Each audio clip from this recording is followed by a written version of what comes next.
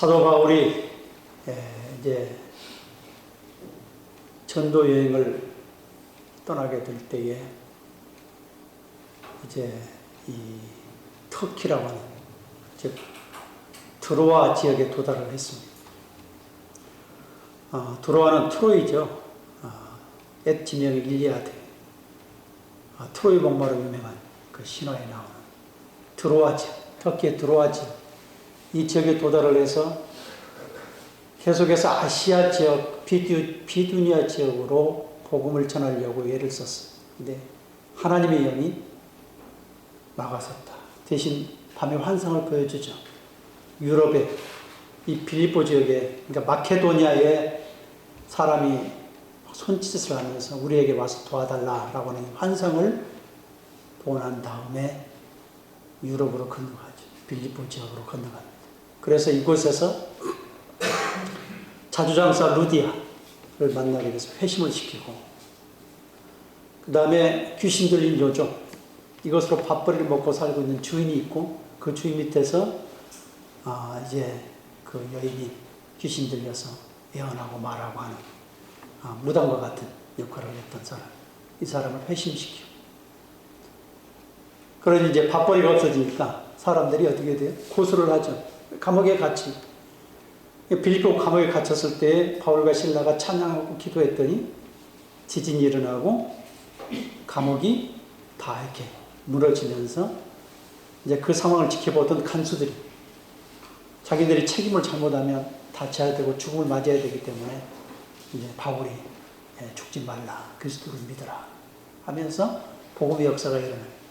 이제 그런 역사를 가지고 있기 때문에 사도 바울이 정말 애정을 가지고 있는 이 빌립보 교회 또는 빌립보 지역, 이 지역의 사람들에 대해서 그의 마음이 어떤 마음을 가지고 있는지 오늘 본문 속에서 이야기를 하고 있잖아요. 그리스도의 심장으로 그런 마음을 가지고 있는, 관심을 가지고 있는 이 빌립보 교회에 대해서 그들이 어떤 모습으로 신앙생활을 계속해야 될지, 누구를 붙들어야 될지, 신앙의 참 모습이 무엇인지에 대한 이 부분을 다시 한번 고민하고, 믿음 안에 살아, 복음 안에 살아, 예수님을 붙들어라 라고 하는 것을 고민하고 이야기를 하고 있지.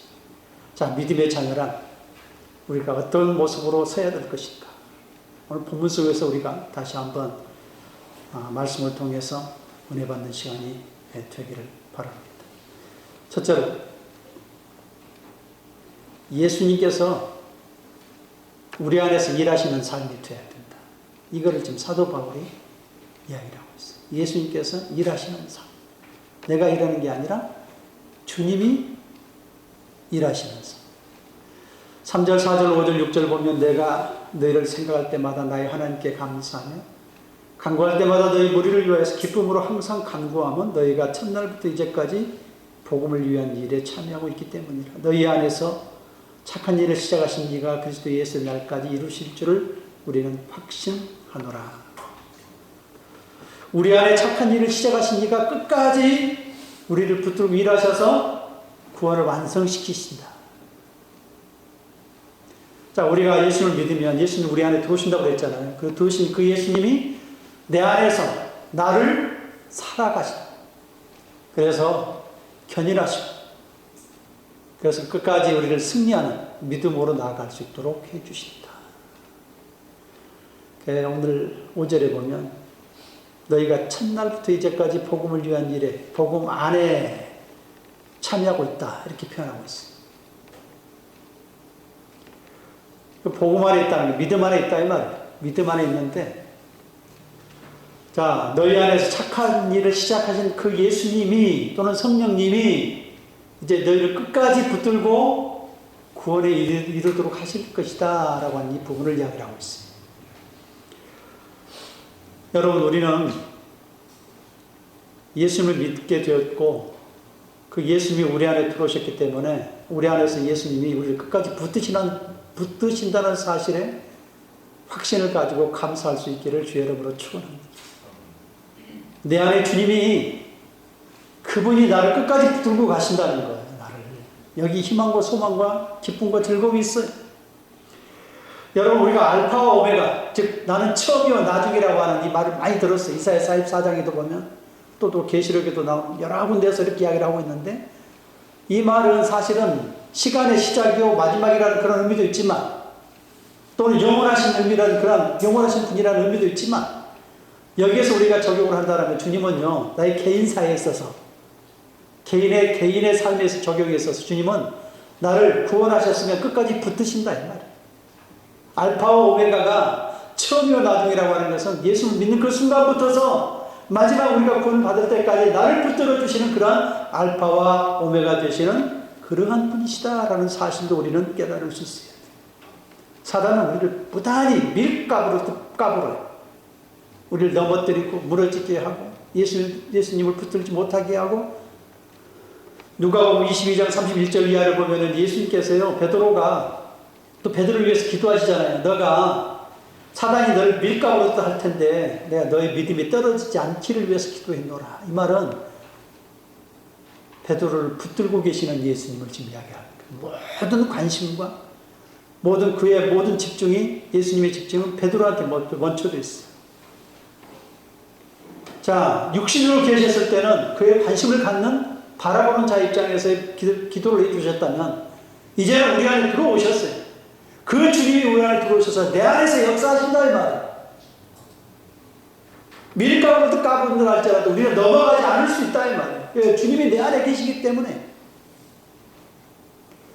우리가 예수님을 믿으면 예수님이 우리 안에 들어오셔서 그분이 그 안에서 거주하심으로 말미암아 이제는 그 주님이 일하시는 삶, 이게 믿음으로 살아갈 때 주님이 일하신다 이 말이에요. 우리가 믿음으로 바라보면 주님이, 내가 믿음으로 바라보는 그 눈을 통해서 또는 행동하는 행동을 통해서 주님이 일하시는 거예요. 우리가 주님이 일한다고 했을 때 어떤 의미를 가지고 있느냐, 우리는 잘 이해하지 못할 때가 있잖아요. 아니 주님이 일하셔야 된다, 이거는 머릿속에서는 잘 이해가 될 수 있을 것 같은데 막상 그게 뭐지? 라고 하는 질문이 던져질 수 있잖아요. 주님이 나를 통해서 일하신다는 것이 어떤 의미를 가지고 있을까? 이거는 쉽게 이야기하면 내가 믿음으로 살아갈 때 주님이 일하시는 거예요. 내가 믿음으로 살아갈 때. 주님이 우리 안에서 일하시는 방법, 내가 믿음으로 바라보고 믿음으로 행동할 때 그때 주님이 내 속에서 주님이 일하시는 거예요. 우리는 믿음으로 바라보고 나가면 되는 거예요. 그때 주님이 일하시는 거예요. 그 믿음도 사실은 주님께서 하신다라고 하는 것은 믿는 믿음이에요. 내 능력이 내가 뭔가 할 수 있는 것이 아니라 주님이 하신다는 것을 믿는 믿음 속에서 내가 나가라고 나갈 때, 마치 아브라함이 갈대우물에서 부름을 받았고 하란에서 부름을 받았을 때 가나안 땅으로 들어가는 그 발걸음에 믿음으로 바라보고 나갔을 때 걸음걸음마다 주님이 걷게 하시는 거예요.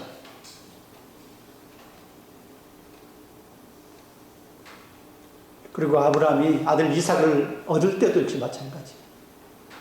그 믿음은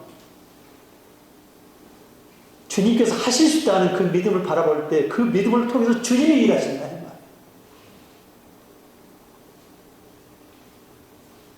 아들 이삭을 바칠 때도, 하나님 앞에 다시 제단에 바칠 때도 다시 살리실 거라는 그 믿음 바라봤을 때 그 믿음대로 주님이 역사하셨다는 거예요. 그러니까 그 믿음은 내가 바라보는 믿음이지만, 그렇게 하실 수 있다라고 하는 믿음으로 나가는 거지만 그 믿음을 통해서 주님이 역사하신 통로라는 거예요.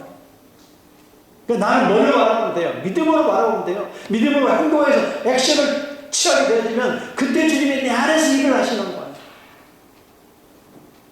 모세가 그랬듯이, 여호수아 갈렙이 그랬듯이, 여호수아 갈렙은요 가나안 땅에, 약속의 땅에 들어갈 때 12정탐꾼 중에 10명 정탐꾼들은요 믿음으로 바라보는 것이 아니라 현실을 바라보고 나갔으니 당연히 그런 부정적인 언어가 나올 수밖에 없죠.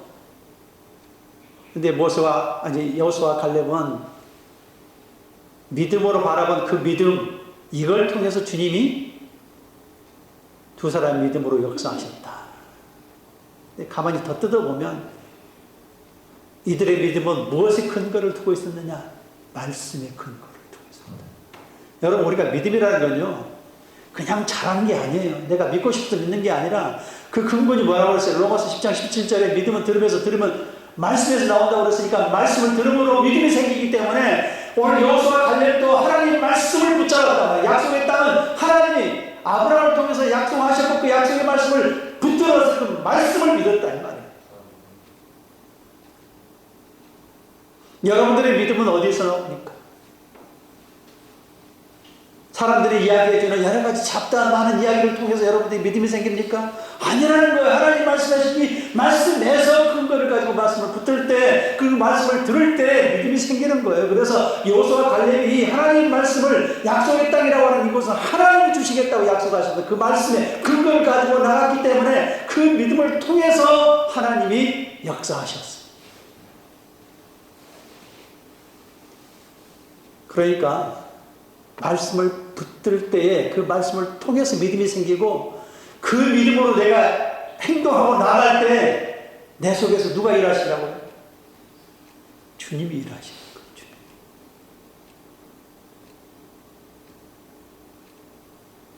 내가 판단해서 어떤 것을 하는 것이 아니라 내 안에 있는 주님이 일하시는 방법은 믿음이라. 그러니까 내가 행동을 취해야 되는 건 뭐예요? 말씀을 붙드는 이 믿음 가지고 바라보고 나아가고 행동하는 것. 그러면 그 순간부터 누가 역사를 하시느냐? 믿음으로 바라보고 나갈 때 주님이 내 발걸음을 걷게 하시고 상황들을 만들어주시고 주님께서 응답하셔서 문제들을 풀어주시고 해결해 주신다. 그렇게 만들어가신다. 나를 통해서. 그러니까 우리는 이 말씀을 들을 때에 말씀의 생명의 말씀이라, 역사하는 말씀이라, 반드시 성취하신 말씀이라 이 말씀을 붙들고, 말씀은 영이요 생명이라고 했잖아요. 그 이 말씀을 통해서 기도의 제목이 되고 행동의 근간이 되고 믿음으로 바라보는 말미암아 성취하고 내 안에서 주님이 일하실 수 있는 그런 신앙과 삶을 통해 볼 받아들이는 저와 여러분 될 수 있기를 주의 이름으로 축원합니다. 두 번째로 예수님의 심장으로 행하는 삶입니다. 예수님의 마음. 항상 우리의 기준은 예수님의 마음이라는 거예요. 예수님의 생각이라는 거예요. 7절 8절 보면 내가 너희의 무리를 위하여 이와 같이 생각하는 것이 마땅하니 이는 너희가 내 마음에 있음이요 나의 매음과 복음의 변명함과 확정함에 너희가 다 나와 함께 은혜에 참여한 자가 됨이라. 내가 예수 그리스도의 심장으로 너희의 무리를 얼마나 사모하는지 하나님에 대해 증인이시니라. 자, 이 빌립보 교회 교인들을 얼마나 사랑하는지 심장으로 이 스플랑컨이라고 하는 게 스플랑크논이라는 게 어떤 의미냐면 그 단어 자체가요 창자, 장기, 오장육부 이야기할 때 우리가 애간장을 끊는다고 그러잖아요. 예? 얘가 뭐예요? 창자 아니에요. 창자, 장기. 그러니까 자기의 모든 이 장기, 오장육부의 장기가 끊어지는 정도의 그런 고통의 마음을 가지고 그들을 사랑하는 거예요. 그러니까 부모가 자식을 대하는 마음이라 말이에요. 이 마음을 가지고서 얼마나 사모하는지. 그리스도의 마음, 그리스도의 심장. 자신의 마음이 아니라는 거예요. 인간의 마음은 늘 흔들고 왔다 갔다 해요. 자기한테 잘해주면 잘하는 것이, 못하면 못하는 것이고, 그 안에 마음의 기쁨, 예? 좋을 때는 정말 뭐든지 다 내어줄 것 같지만 상황이 바뀌면 싹 바뀌지 않습니까? 그것이 사람의 마음이에요. 변덕스러운 게. 근데 주님의 마음은 보는 각도가 달라지는 거예요. 보는 시선이 달라지는 거예요.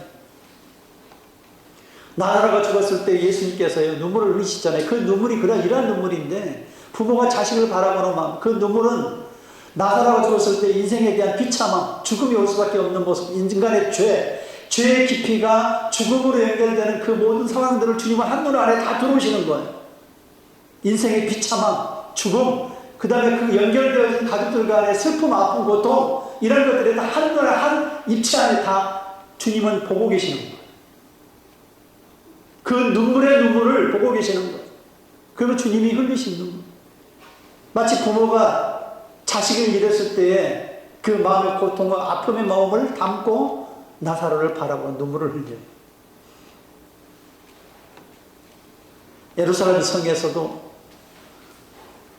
그 산 위에서 예루살렘 성을 이렇게 쭉 내려다보면서 저들은 동분서주가 아침부터 저녁까지 바쁜 삶을 살아가는데 진짜를 붙들지 못하고 뭔가 분주하고 바쁘게 막 그 율법의 행위 속에 살아가지만 그 모습 속에 곧 AD 70년에 로마 티토스 장군에 의해서 성이 무너져서 돌 하나 남지 않을 그런 상황을 지금 보고 있는 거예요. 암탉이 수없이 밤이면 자기의 품 안으로 새끼들 병아리들을 품어 안으려고 그러는데 거부하더라 이 말.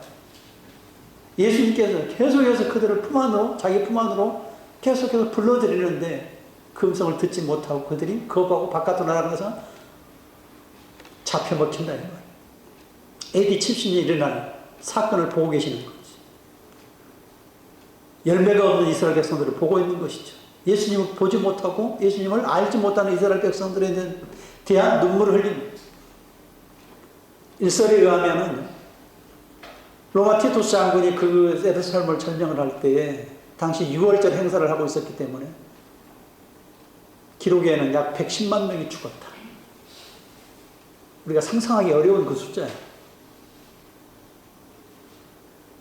유대의 모든 지역에서 다 올라갔을 것이고 디아스포라 흩어진 전 세계에 있는 사람 유대인들이 들어왔을 거란 말이에요.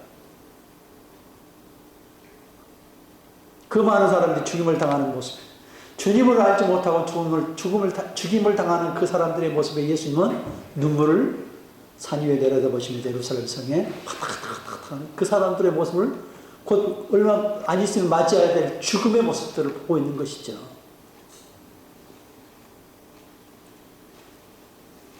여러분, 우리는 한 영혼 한 사람들을 바라볼 때 또는 다른 사람을 대할 때 역시 어떤 마음을 가져야 되냐면 주님의 마음으로 바라보는 신앙과 삶이 되어야 된다라고 하는 거예요. 이게 사도 바울이 지금 빌립보 교회를 향한 그러한 마음, 예수님의 마음이에요. 예수님의 마음.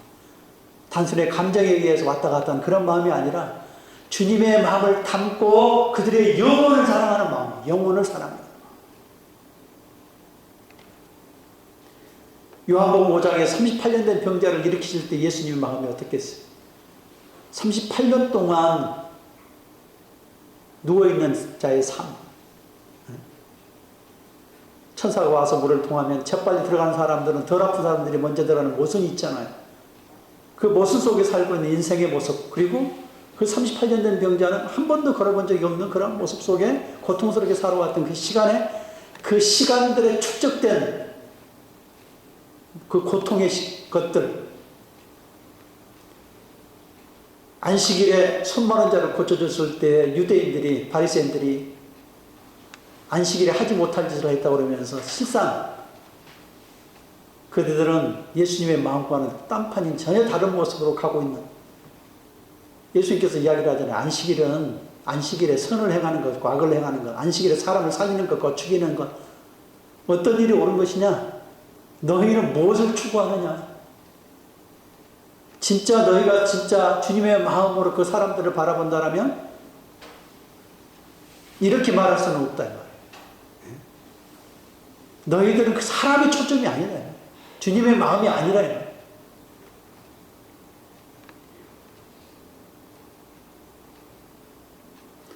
골로새서 3장 17절에 보면 말이나 일이나 다 그리스도 이름으로 하라.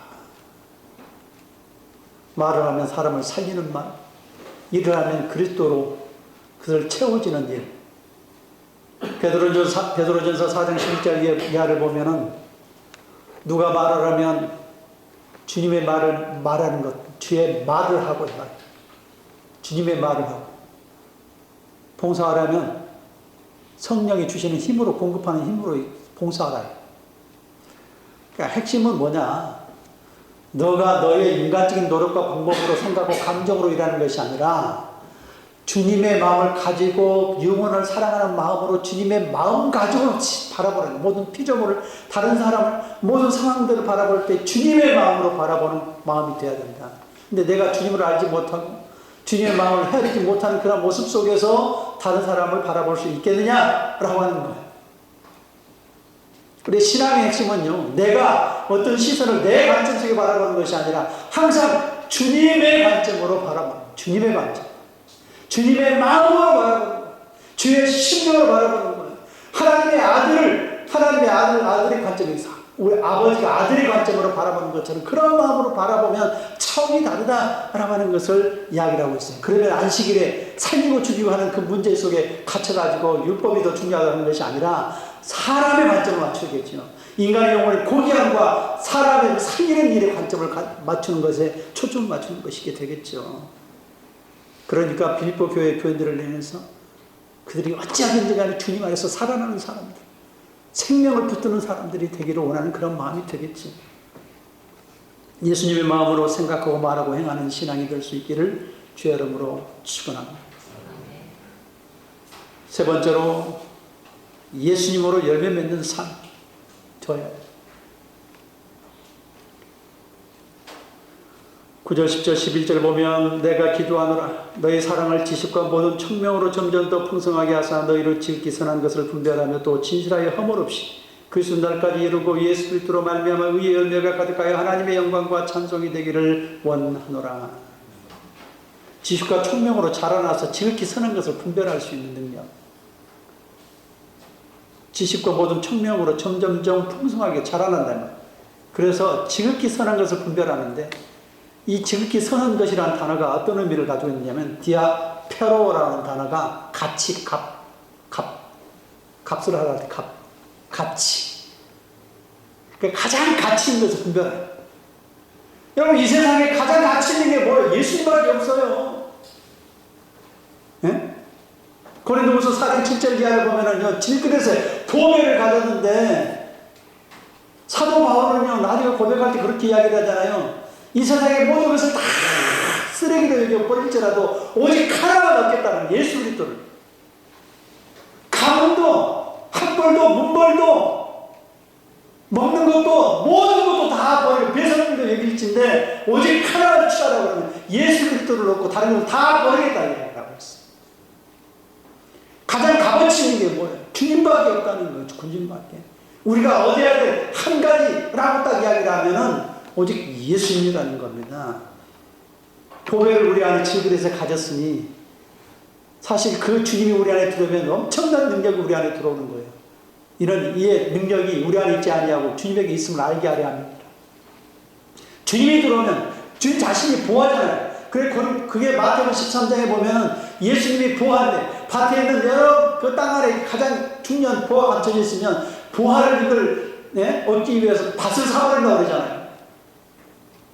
밭은 우리의 마음이라면 우리 밭 안에 뭐가 있어요? 예수님이 있어요. 이게 보호라는 거예요. 예수님이 보호. 장사꾼들은 진주가 최고잖아요. 예수님이 뭐라고 표현해요? 예수님이 진주라고 이야기하잖아요.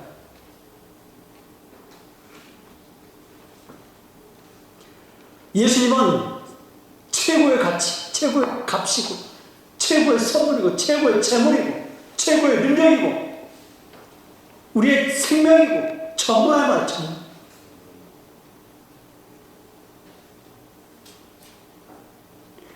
자, 그것을 분별을 해서 여러분 그걸 취했잖아요. 그 예수님으로 말미암아 허물 없이 주님으로 사는 삶에는 허물이 이제 어떻게 해야 돼요? 주님으로 더 가까이 가겠죠. 거룩한 모습으로. 그러면 11절에 예수 그리스도로 말미암아 의의 열매가 가득하여 의의 열매는 의의 뭐 디카이오스네 또는 체데크라는 단어가 이거는 의의는요 눈에 제가 반복해서 이야기하지만 여러 가지 의미가 그 문장 속에서 달라질 수 있지만 핵심적인 거는요 여기서 이야기하는 우리의 핵심적인 거는 주님과의 올바른 관계예요.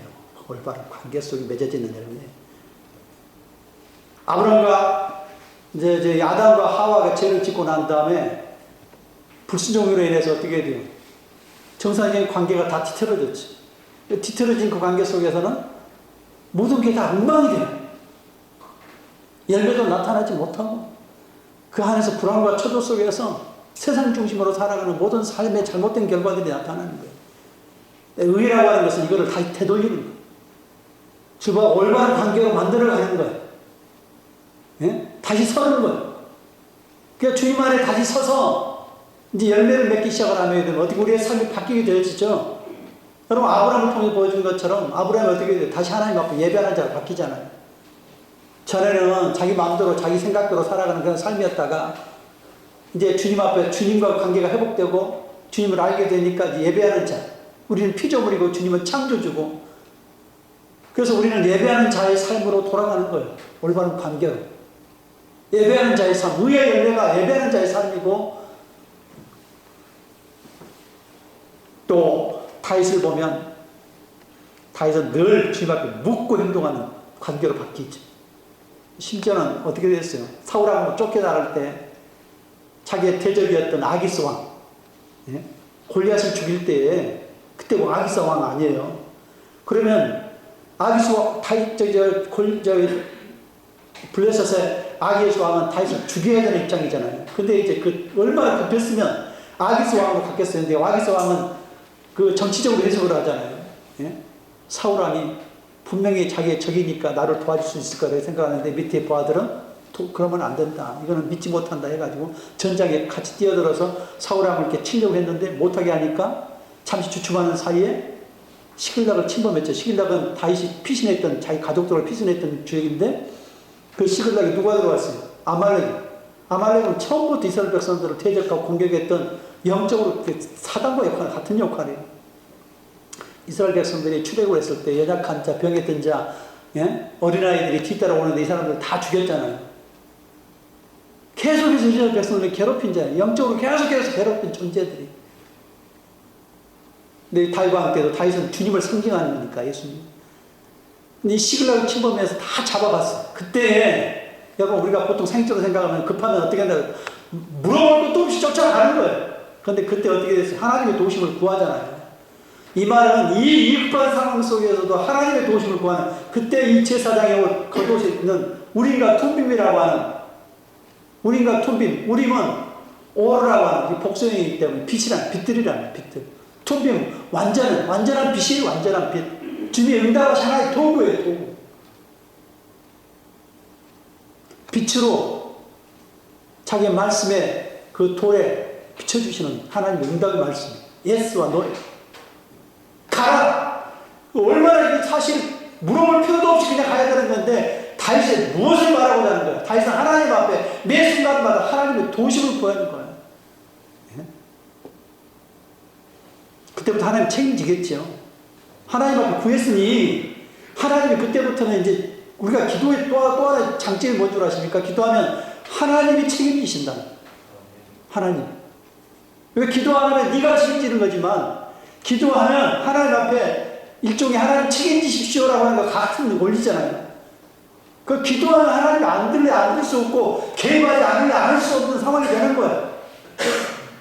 그럼 하나님이 개입하시죠. 그 상황 속에서. 묻는 자의 삶으로 바뀌는 거예요. 이렇게. 의의 관계로 되는 거예요. 여태까지는 자기가 살아왔잖아. 주님 없이 우리는 주님을 믿기 전에 주님을 받아들이기 전에는 내가 내 마음대로 판단하고 마음대로 살아왔는데 주님이 이제 올바른 관계 속에 들어가니까 아까는 아브라함은 이제 늘 예배하는 사람이 되었고 다윗은 하나님을 늘 묻는 사람이 되어서 물으니 하나님이 책임 안 지시겠느냐 이 말이에요. 이게 의의 열매를 올바른 관계 속에서 맺어지는 열매라 이 말이에요. 갈라디아서 5장 23절을 보면 성령의 9가지 열매가 나고 마지막 안에 이와 같은 것을 금지할 법이 없느니라. 금지할 법이 없느니 이 말은 율법이 아닌 은혜의 법으로 산다 이 말이에요. 이제는 예수님의 법으로 산다. 성령의 법으로 산다 이 말이에요.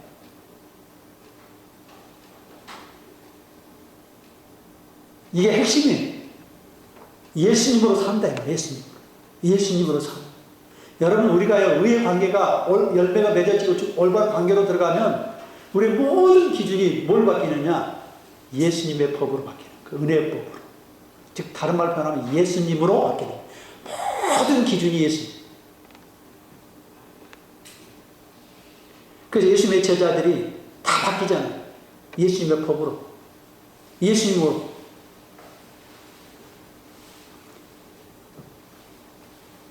예수님으로 열매 맺는 삶, 예배, 묻는 삶, 그 다음에 예수님으로 기준으로 살아가는 삶, 그 밖에 또 포괄적으로 많이 있겠죠. 계속 늘어날 수 있겠죠. 예수님을 말미암아 열매를 맺어 행하는 신앙과 삶으로 승리하고 복을 받아들이는 저와 여러분이 될 수 있기를 주의 이름으로 축원합니다.